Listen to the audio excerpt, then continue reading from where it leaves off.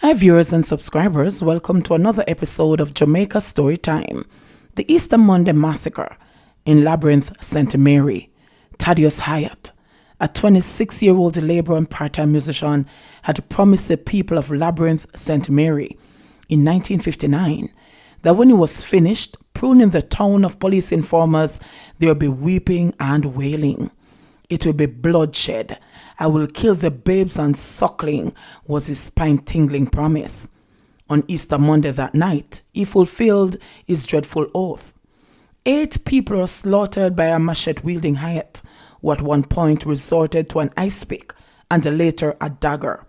5 of the 8, including 3 young children, came from one family. One child was just 7 months old. More than 10 others suffered injury that night, with Hyatt in the course of his rampage claiming that they were police informers, so he hit them. It was a classic tale of the calm before the storm. People were reportedly having a good time prior to the slaughter. The square at Labryinth was filled with dancing villagers.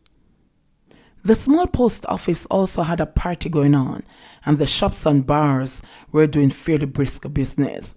A prosecution witness later summed up the scene at Labryinth between 8:30 p.m. and 9:30 p.m. that night as bangarang and commotion, everything coming together.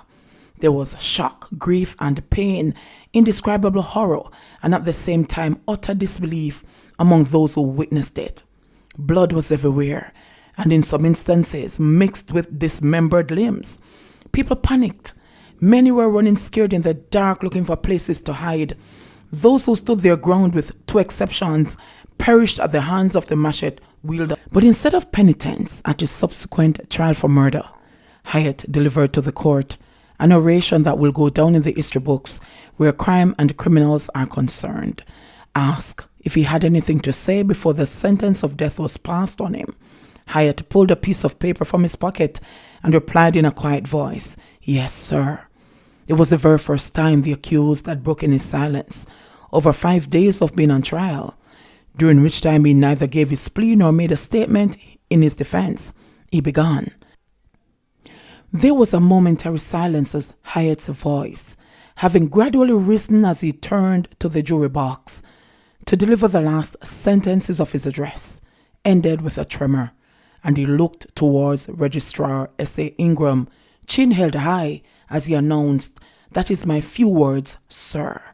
Justice Moody commented, "I can only say it is a great pity that you did not apply your mind to that." He then passed the sentence of death on the prisoner, who heard the sentence in silence and without any visible emotion. He was immediately led out of the courtroom, giving nothing away save to say he was looking forward to death to take away the misery of living.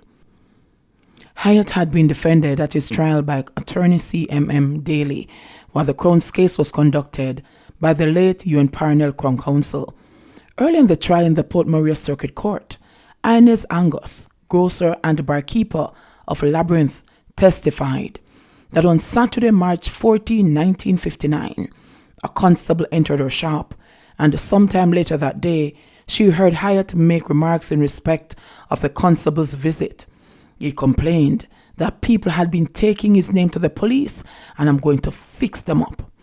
The witness said that on the night of March 26, after closing her shop around 9 o'clock, she heard Hyatt in the square shouting to one Peter Bailey, telling him that certain persons had taken his name to the police and that every police informer should be killed. Hyatt had also said that he would wait until there was a crowd gathered and he would slaughter them. When they thought it was peace and quiet, it would be sudden destruction. She also heard Hyatt issue threats to a man called Simpson and to a woman named Cicely Ellis.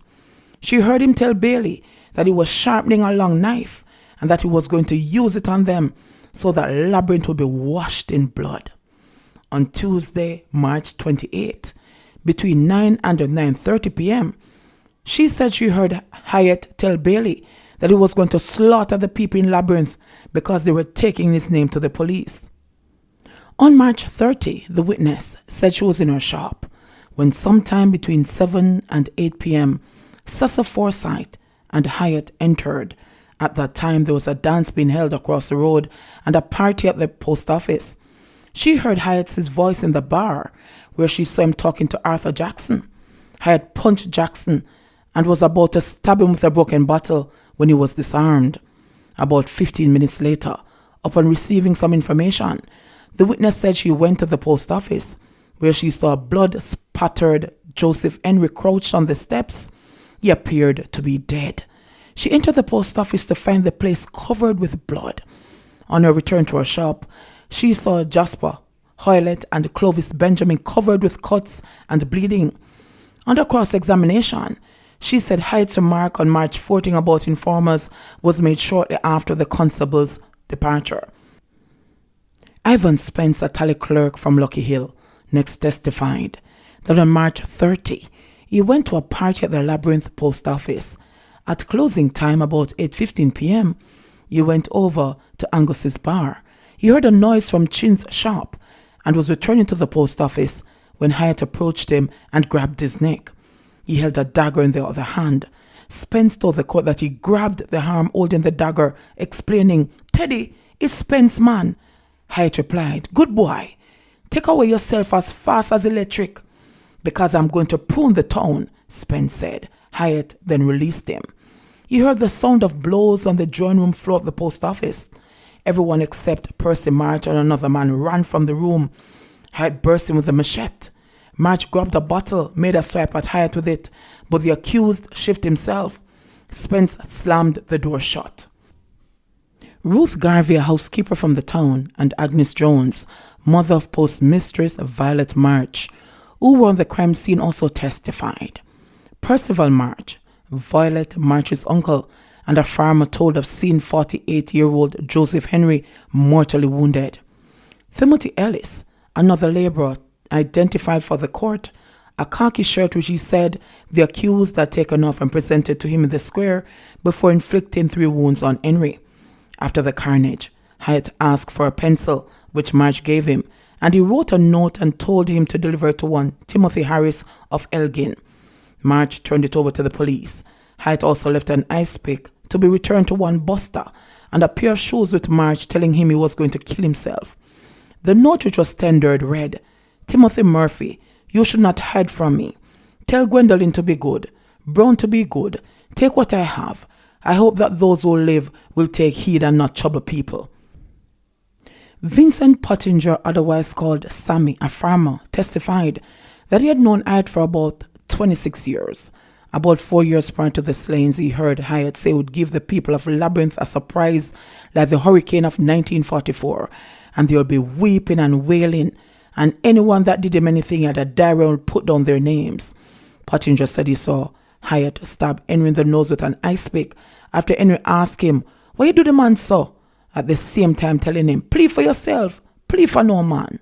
Continuing, Pottinger recalled that he went to Chin's shop, which was closed, but saw Hyatt coming out with a cutlass and a bottle, which Hyatt told the witness contained poison.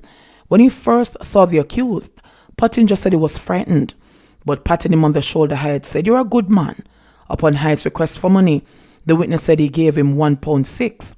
Hyatt later left in the direction of the Bennett's home, singing, "Teddy is gone, Teddy is gone, forever to a silent home together with his God." Cross-examined by Attorney Daly, Pottinger said that in 1958, Hyatt's father, who was a hard worker, was troubled with nerves. He was taken away to Kingston. The witness believed that he was taken to the asylum. He knew that something had also happened to Hyatt's grandfather in 1941. Milton Smith of Labryinth, who collapsed in the witness box as he described an encounter with the accused in the dark square that night, told of being caught by Hyatt on the left side. He started to tremble during the course of his testimony, then suddenly clutched the rails of the witness box for support. He was carried out of the courtroom by police officers and received first aid before he resumed his testimony after a short adjournment. Vivian Garvey, a carpenter, told the court that for quite a long time, Hyatt had complained of people hating him. The witness further deposed that as far back as he could remember, the accused had been saying he would kill people. However, in all the time that he had known the prisoner, He had never observed any destructive behavior on Hyatt's part. Jasper Williams, a carpenter from Broadleaf, testified that he saw Joseph Henry lying dead at the Labryinth post office. He related how Hyatt met him, pushed him and ordered him out of the way. Williams said he asked, "Thaddeus, what you doing?" Hyatt replied, "What I'm doing to bad old you will soon see." The witness said he fled and hid. Peter Bennett, also a carpenter, testified that among those who died that horrific night were Hannah Bennett, 75, who was his mother, Warren Bennett, age 2, his son, his 4-year-old niece, Grace Wilmot, and his nephews, 2-year-old Walvin Wilmot and the 7-month-old Donovan Wilmot. They all lived in the same house. On Thursday, March 29, Bennett told the court he and Constable Mosley had a discussion, after which he drove Mosley to Goshen. Later that day, Hyatt had asked him if Mosley had said anything to him, to which he responded, "No, this did not save his family." On September 16, 1959, Hyatt's appeal of his conviction and the sentence was heard and dismissed by the Court of Appeal, with Chief Justice Sir Colin McGregor presiding, Justice Small and Justice Waddington. Daly represented Hyatt. It was submitted that the conviction for murder was wrong.